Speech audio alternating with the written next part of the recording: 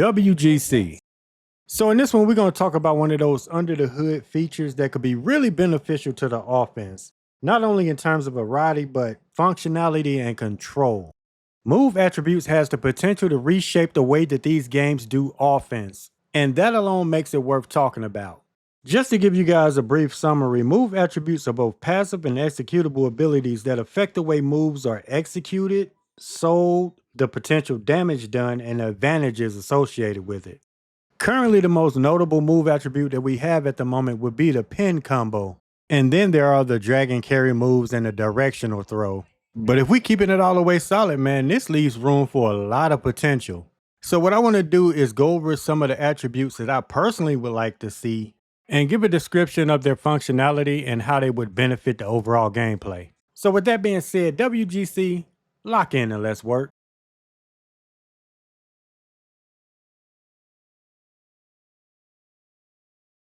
This one would be a lot of fun in my opinion, but as you guys know, man, I'm not fond of empty features, so it would definitely have to be more than just an aesthetic. I would definitely pitch this one as a risk reward where the pros would be if you manage to successfully pull this off, then it would stick your opponent with a momentum debuff to where maybe they can't gain momentum for a short period of time. However, the con would be it would grant your non-stunned opponent an additional reversal window. So using this under normal circumstances, you're basically giving your opponent more opportunities to counter your offense. But overall, this just feels like a much better option as opposed to having taunts baked into your offense. So imagine the likes of Hall and Nash being able to throw up the too sweet before either delivering the outsider's edge or the jackknife powerbomb. Or how about Sting and Flair doing their respective Woo taunts before hitting the figure four or the Scorpion Deathlock? Or hey, we're getting Road Dogg down the line. What if we're able to do his infamous doggy style taunt before he delivers his pump handle slam? I don't even know if that's PG. Alright, that one might be pushing it. Point is, I just think it would be a cool feature. And just to clarify, this is not something that is just relegated to finishers. There should definitely be a decent amount of moves with this attribute. So a cool throat slash taunt before DDT would be very possible. This move attribute would allow you to chain 2 or more moves into an offensive sequence. So to put things into perspective, imagine being able to chain a single suplex into the 3 amigos. If German suplexes are more your speed, how about turning a single German suplex into Suplex City? You could chain a powerbomb into a triple powerbomb.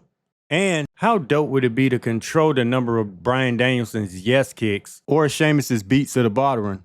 If technical grappling is more your style, then maybe you prefer the side headlock takeover into the bulldog choke combo. I'm sure you guys get the picture, but the main premise is to be able to chain together some pretty decent offensive sequences. And of course, this doesn't come without a price because these moves will be heavily taxing on your stamina. Not to mention the undazed opponent will be granted a reversal window between each consecutive move. So trying to pull these off randomly might not be the best course of action. You'll definitely want to wait for those times when your opponent is dazed and you have a decent supply of stamina at your disposal. I feel like this will be a W move attribute, but it's definitely one of those ones where you would want to pick your spots. While we're on the subject of stamina, let's go ahead and jump right into the rest attribute. I would separate this concept into 2 different scenarios. Type A would be available during certain grapples and strong strikes. These will follow the same premise as the pin combo ability. During the animation of the move, you would get the rest prompt, and from that point, you could choose whether you want to go ahead and rest, or you could just let the move play out as normal. The positives of placing yourself in a rest state is that it would allow you to recover stamina and health at a much higher rate for the entire duration of the rest animation. However, the downside to this is that by choosing the rest option, you are locking yourself into the rest animation and possibly forfeiting any follow-up offensive opportunities. But more importantly, you are also leaving yourself very vulnerable to possible counterattacks from your enemy should he be able to recover before your rest animation finishes. But perhaps one of the most beautiful aspects of this is it would allow VC to throw in some pretty decent selling animations, especially in terms of fatigue and stamina. To keep things simple, we'll continue with the concept of rest animations. So as an example, we'll use something light like a standard suplex. If you choose the rest option in this situation, then after the suplex, instead of your wrestler just immediately getting to his feet, maybe we get an animation of them sitting up and taking a minute to gather themselves and take a quick breather and adjust their gear. Or say you have a super kick that has the rest prompt and you opt to rest in that situation. Then imagine an animation of your wrestler dropping down to one knee to catch a quick breath. I just think this is a cool way to not only add more strategy and depth to the game, but to also give us some more unique selling animations and situational gameplay features, both of which are much needed in this series. Now let's move on to the second rest type. And just think of this as another way to conceptualize wear down submissions. During the beginning animations of certain submission holds, once again you would be given a rest prompt. Should you opt to bypass this, then the submission would play out as normal. But if you do decide to rest, then you would forego the minigame completely and instead you would go into a rest hold. The sole purpose of these moves is to drain a little bit of health and stamina from your opponent. Therefore, they won't cause damage in the traditional sense. And the other key difference being that the minigame will be swapped out with a reversal window. So at some point during the move, a reversal prompt will pop up, and if you successfully hit it, then you will escape the move that way. And the beautiful thing about all of this is, in terms of animations, they really wouldn't have to change much, if anything at all. For example, if we take a standard sleeper hold, they could reuse the same animations and escapes for the rest version of this move. So essentially, the only thing that would need to be altered is the mechanics. Personally, I feel like this would be a pretty cool way to kind of mix things up and give players more options. But y'all let me know down in the comments what you guys think. The setup attribute would be associated with those moves that a wrestler uses to set up the even bigger, more devastating offensive moves. Some examples of this would be Sami Zayn's corner exploder into the Helluva kick, The Rock's spine buster into the people's elbow, Seth's buckle bomb into the stomp, and even things like Finn Balor's sling blade into the shotgun dropkick. I would love for VC to give us a decent amount of moves with the setup attribute. They would be a useful tool for transitioning both you and your opponent in the perfect position and thus setting up those big move spots almost seamlessly. So let's use Sami Zayn's corner exploder as an example. During the animation for the corner exploder, you would get a setup prompt. And as usual, if you choose to bypass this, then the move would play out as normal. But if you choose the setup option, then after the exploder, Sami would immediately go to the diagonal corner. Meanwhile, his opponent is pulling himself up off the mat and positioning himself into the corner turnbuckle. So as you can see, the setup places both Sami and his opponent in a perfect position to deliver the Helluva kick. And as I mentioned earlier, VC should supply a decent amount of moves that cover setups from all positions. So that means we should have setups for diving attacks, corner attacks, opponents down on the mat, face up, face down, kneeling, the usual suspects. So not only would this be an amazing tool for positioning, but I would also love to see some cool setup animations come along with these as well. Like imagine hitting the setup prompt during Braun Breaker's Gorilla Press Power Slam. But instead of the usual selling animation, we are treated to him giving us the infamous barking taunt as he backs into the corner setting up for the spear. Or say you hit the setup prompt during the Styles Clash and this will cause AJ to roll out onto the apron and thus setting up the phenomenal forearm.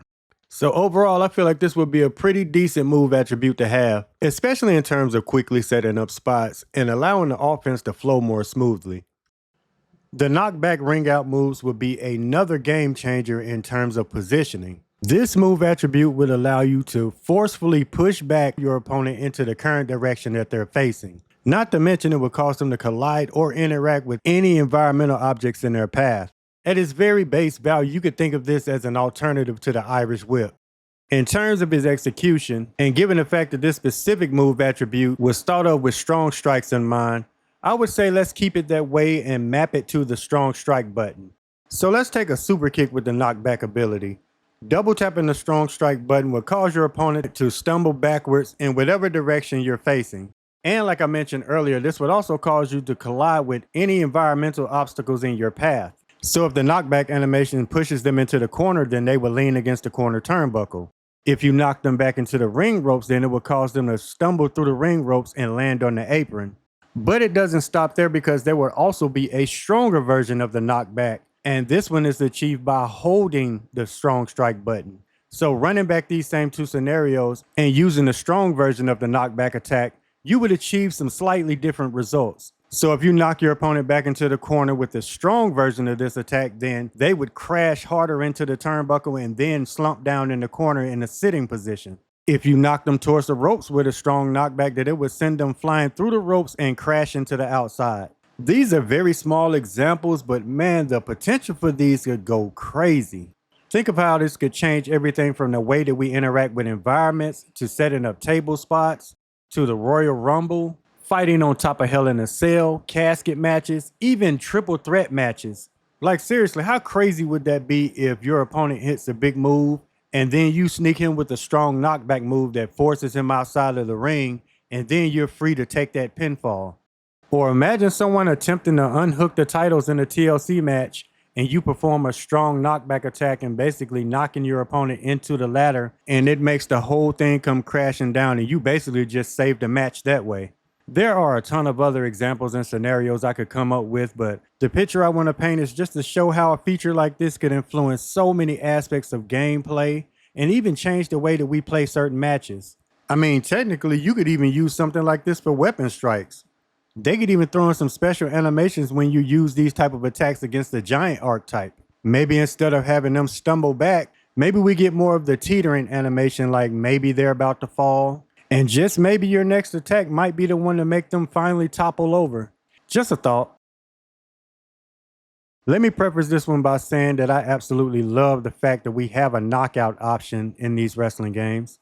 I love the implementation of the danger meter, man. I think that was a W feature.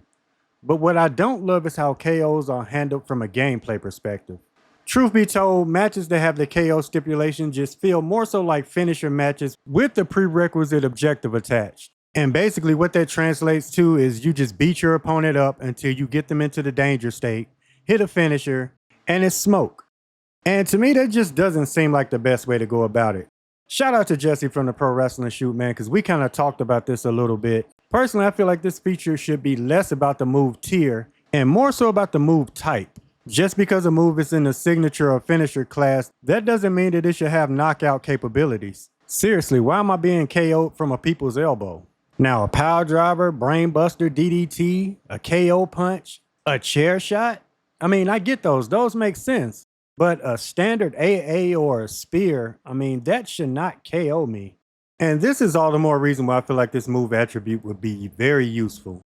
Drawing a definitive line between the moves that have the capacity to KO versus those that can't would not only give these moves a unique purpose, but it would also force players to be a little more creative in those match types that have the knockout win condition. Since some signatures and finishers would no longer have the KO ability, then that would mean that they are no longer the definitive way to end a match. Players would then have to turn to more non-conventional means as a way to pick up that W. I just feel like this would add a much needed layer of depth to those underground matches or backstage brawl matches that are heavily tied to the knockout win condition.